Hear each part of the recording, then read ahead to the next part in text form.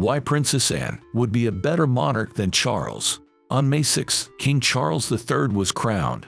The Brits were urged to pledge allegiance to him. 53% said they were not going to. But Charles has a sister, and she's far more popular. In fact, she's only second to her late mother. Elizabeth II holds an 80% approval rating. Anne, Princess Royal, is liked by 66% of the public. King Charles III is number 5 with 55% approval, and has no chance of becoming a queen. At 73, she's 16th in the line of succession. But here's why she would have made a better monarch. 1. She escaped a kidnap attempt on March 21, 1974, and was returning from a charity event. Her chauffeur stopped the car.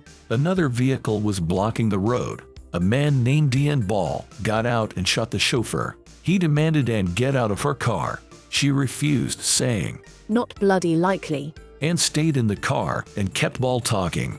Ultimately, Ball shot 4 men during the encounter. Luckily, Anne escaped unscathed. 2. She had a steamy love life and had no shortage of romantic suitors.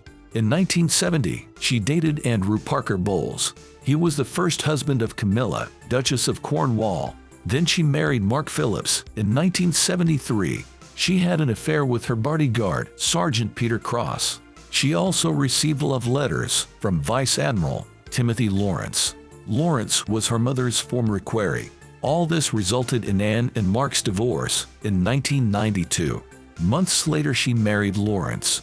3. She broke with tradition and chose not to give her children royal titles. She has a daughter, Zara, and a son, Peter. She thinks that there are downsides to having titles, but Zara and Peter are still in the line of succession.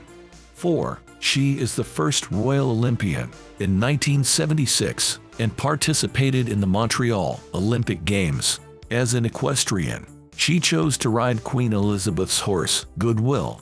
Anne's daughter, Zara, competed in the 2012 Olympics. She won a silver medal, which Anne presented to her personally. 5. She was nominated for a Nobel Peace Prize and was nominated by Zambia's president, Kenneth Kaunda. He cited her work for the charity Save the Children. It's the world's biggest independent children's organization and has been leading it since 1970. 6. Anne is a fashion icon. That's pretty rare for someone her age.